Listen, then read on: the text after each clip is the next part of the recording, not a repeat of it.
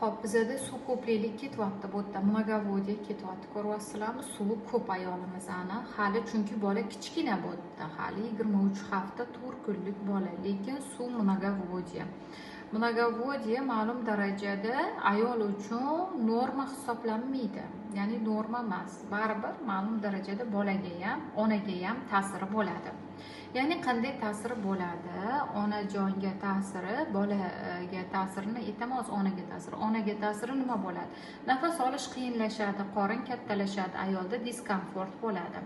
Ya'ni bola pastga tiqilish hissi, yerda tortish qonun qoida kuchi, qorinda bosim oshishi, varikoz vena kengayishlari bo'lishi mumkin.